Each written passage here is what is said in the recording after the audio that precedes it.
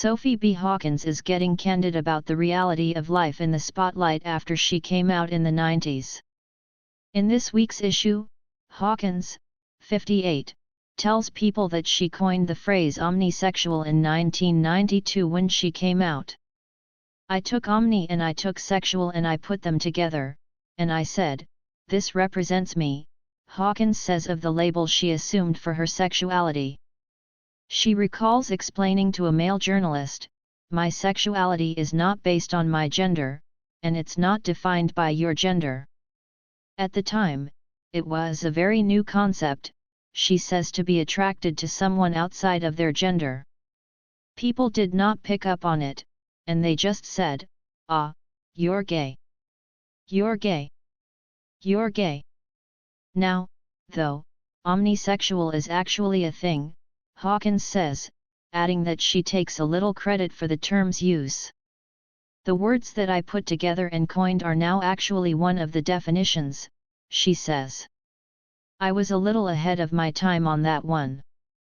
In 1992, coming out was a risky move for the singer, who was nominated for a Best New Artist Grammy in 1993, just 1 year after she released her debut album, Tongues and Tails.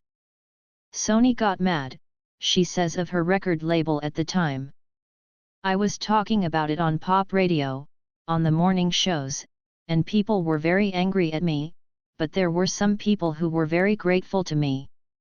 Despite the pushback from her label, Hawkins continued to be vocal, and adds that she had several gay women in my band at the time, too. "Sony didn't see that coming, and they pulled a lot of support. And they got very angry at me," she says, continuing, "I had a lot of women in my band, and they happened to be gay. I didn't know when I heard them. But it was 4 gay women on stage, and then some guys. They'd damn I wish I was your lover." Singer adds that she was also speaking out in support of transgender artists and intersex artists at the same time. "In my mind, it was time to start talking about, gender shouldn't oppress us. Gender should free us. It's a creative discussion. But in 1992, no one else was talking about it." As she reflects on the progress that's been made in the years since she came out, Hawkins says that, in a way, it's old hat for her.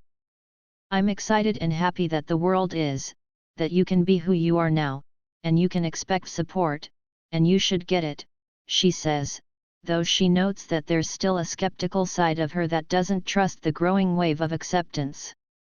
"Then there's a part of me that also says, if the industry can profit off of it, that's what they're going to do. And that's going to be why they support anything." In March, Hawkins released her first studio album in over 10 years, Free Myself. She says there was a sense of freedom, no pun intended, to the process of making and recording the 10-track album, her first since 2012's The Crossing, which she began after leaving Los Angeles to move back to New York.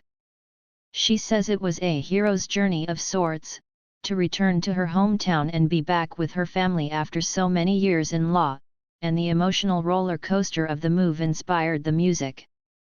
"It was freeing," she says of being back on the East Coast. "And it was also a stripping away. I had come back through the necessary journey, the hero's journey. We all have it. We all go through it. We all have to go through the belly of the beast, and we have to fight our way out. And that's basically from the point that I made this album." For more from Sophie B. Hawkins, pick up the latest issue of People, on newsstands everywhere Friday.